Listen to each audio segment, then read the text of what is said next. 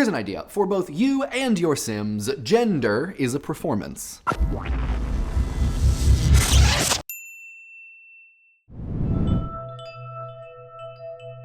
Before we get started, I just want to say a few things about this episode because it's about gender identity and politics, and I am a dude who identifies as dude. Lots of the stuff we're going to talk about, I have no embodied experience of. We're coming at this having done our research, having talked with people who have had the relevant experience, but for a million reasons, it's impossible for us to capture every nuance of everyone's embodied experience of gender. That being said, we have a platform with Idea Channel, and I think using it for this kind of conversation is important. So I want to have that conversation, but I also want to acknowledge our shortcomings before we do. We're coming at this from a place of wanting to be entertaining, but also responsible and respectful. So yeah, preamble over, on with the episode about The Sims and gender identity. Okay, so you've just sat down to play Sims 4 for the first time, and you've got to make a new Sim. You make a dude. Dirk Strongarm, let's call him. Tall, broad, olive skin, clean haircut. You give him cargo pants and a plaid shirt. You send Dirk to Willow Creek, where he finds a loving wife, gets a nice house, and maybe someday before he meets the big Sim in the sky, he will become director of the local symphony orchestra. Now, post-structuralist philosopher Judith Butler, who as far as I know has never played The Sims, so I'm totally putting words in her mouth right now, might describe Dirk as highly coherent. That is, his biological sex, or I guess what we'd assume is his biological sex, since Dirk is just pixels. Though, seeing as how only heterosexual couples in The Sims can woohoo and try for baby unless you install a mod, that's a pretty strong indication that biological sex is what's intended here. His biological sex aligns with ideas about what his gender should be, which in turn align with ideas about his sexuality. Coherent. In her book Gender Trouble, Butler describes these things as coherent because as far as modern culture in the West is concerned, this collection of characteristics, male body, male gender, attracted to women, appear to be based on some kind of natural coherence, that each follows naturally from the last, at least as far as common language and understanding would have it. But is it natural? How much of what appears to be natural is really an effect of how we live or act in or even describe the world? This is a big question of gender trouble, and really of the last 30 years of gender politics. What does it mean to be a gender? Is sex or gender something you are? Butler says no, in no uncertain terms. Being a sex or a gender is fundamentally impossible, she writes. How so? It's going to take us a little bit to get there. So first, let's go back to The Sims character creator and remake Dirk Strongarm. But this time, instead of cargo pants and a plaid shirt, what if we want to give him eyeshadow and a sundress? They're not there. We can give him, I think this is baseball paint and swim trunks. But if we change Dirk to Diana, aha! Here we go, a beautiful dress for a beautiful day outside. One of Butler's starting points for asking questions about gender was Simone de Beauvoir's pronouncement from The Second Sex that one is not born a woman, but rather becomes one. What does that mean? Well, lots. For starters, in many ways, male is the default. Not the default biological sex. Both genetics and The Sims character creator seem to agree on an even distribution there, but rather the default gender. Think about how the default pronoun is he, and I will hear no arguments to the contrary because we all know that it's true. Or how most major market media protagonists are guys. Or how we use this perfectly unadorned general human shape not as a symbol for person, but for dude. And as a quick aside, the reason there are models and male models, or nurses and male nurses, things where the default isn't male, is because the male default is seen to conflict with professions regarded as feminine, so qualification feels necessary. That is a whole other can of worms.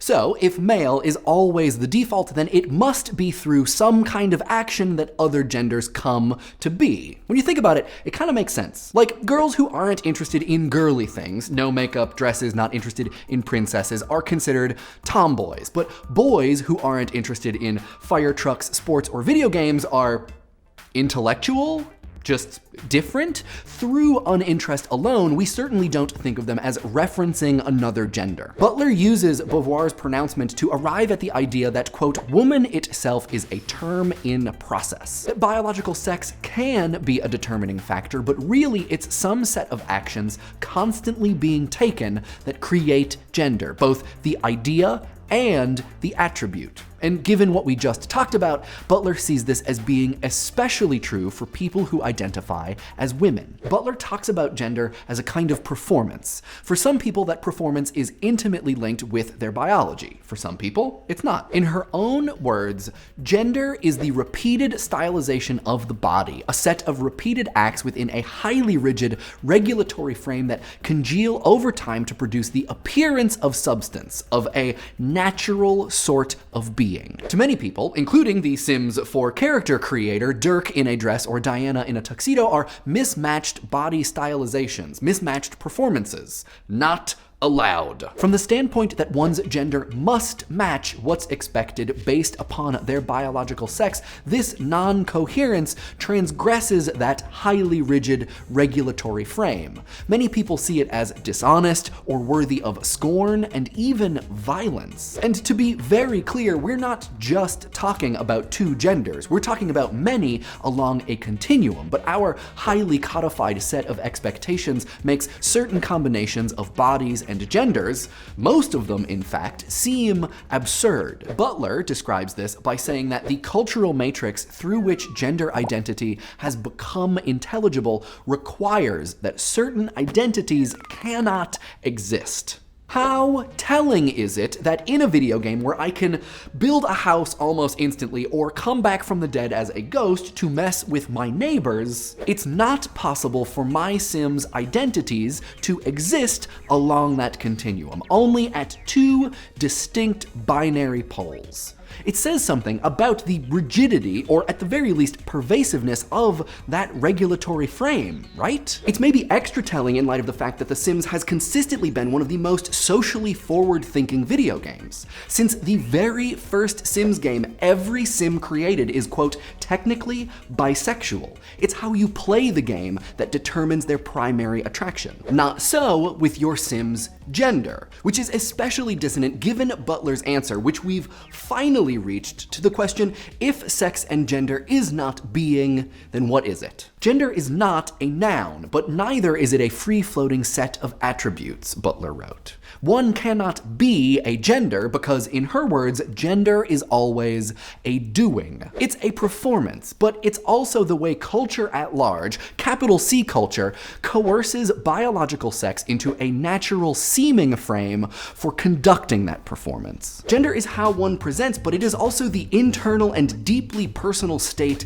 that inspires that presentation, a state which might build on widely understood signs like dresses mean female and a shirt and tie means male, but which equally might not. Gender happens on a body-by-body basis, not en masse across all bodies. And so while gender is the way we all as a community agree on this continuum, it's also how we individually construct ourselves and others. And while the framework in which we do that is certainly rigid, it is by no means natural. For all of the problems that we have, we are at the very least lucky that we don't have to choose our gender performance from a menu that is literally hard-coded. What do you think? Is gender something people do? Let us know in the comments. I spent the whole train ride on the way to shoot today looking at my phone, so I didn't actually think of a introduction for comments. Let's see what you guys had to say about bored Americans using teleporters. Exileman talks about their attitude that only boring people are bored, and this is a thing that I say to Molly a lot that she doesn't appreciate, but it also reminds me of that Louis C.K. bit where he tells his daughters that they are not allowed to be bored, that there is no situation in which a modern person is allowed to be bored, and I like that attitude. Danielle Varejão writes a really thought-provoking comment about the way Americans are seen by citizens of other countries, and talks about how maybe this American sensitivity, insofar as it exists, has perhaps a connection to our position in the world and our foreign policy, which is something that I didn't even consider, and I think might like holds a little bit of water, that there is maybe a bit of defensiveness that comes with the position that America has put itself in with regards to the rest of the world. But yeah, this was a great comment. Thank you so much for writing this. Sam Martin writes that the dichotomy that I developed as an answer to the transportation paradox is perhaps a false one, and that there is maybe a third option, and provides his dissertation as proof, and it looks so good. So excited. Thank you for sharing this, Sam. Hidanas writes that Americans might be sensitive because of our history of treating social groups really poorly. And I think that that makes sense, but I don't think it's the whole truth, because there are a lot of countries that have a history of treating social groups really, really poorly, and they don't exhibit the same kind of concern for identity politics that has become sort of stereotypical in the American left. So yeah, I think part of it, definitely not the whole part. Rhys Yip writes that they would consider their teleporter copy a version of themselves until the very moment at which the copy experienced new things. And at that point, just all bets are off. They are then a new entity. And Cram 1032 actually brings up, and a couple other people brought up, how this sort of changes the way that I considered Leibniz law, that the state of matter means that things are changing, and that those things, after a certain amount of time, are not identical even a little bit. And that is also a very great point. Ivy Lee writes that it is maybe not that we are bored less, but that we are a different kind of bored now that we have mobile technology. And I would be curious whether or not, like a brain scan of someone who is bored with a phone in their hand and a brain scan of someone who is bored without a phone in their hand is different. Whether or not those are different types of bored. I don't even really have a gut feeling. If anybody has any expertise in this kind of thing, I would love to know about it. zxjacko, unfortunately, Marky Moon is gone forever. If you want it back on the wall, you're gonna have to send it to us. Just today, we received Godspeed You Black Emperor's F-sharp, A-sharp Infinity, which is one of my favorite records. I love this record so much. If you want to send us a record to put on the now slightly bigger Idea Channel wall, please do. Information in the doobly-doo. We're accepting them for the next couple weeks, and there are, of course, some restrictions that apply. We're gonna keep all your things. This week's episode was brought to you by the hard work of these reticulated splines. We have a Facebook, an IRC, and a subreddit. Links in the doobly-doo, and the tweets of the week come from Mary Hamer, who points us towards a report about Google ranking pages based upon their truthiness, and from SM Linarchik, who points us towards an interview with Dan Deacon talking about how one must be bored to be creative. Love me some Dan Deacon. And hey, in case you were wondering, this episode of Idea Channel was brought to you by Squarespace. Squarespace is an easy way to create a website, blog, or online store for you and your ideas. Squarespace features a user-friendly interface, custom templates, and 24/7 customer support. Try Squarespace at squarespace.com/Idea Channel for a special offer. Squarespace, build it beautiful. And one more thing, this week's episode is actually part of a really big collab that we're doing with a bunch of channels about gender roles, gender politics, gender identity. So there's gonna be an end card up right after I'm done yapping, and you should check out those videos because they're all gonna be super rad.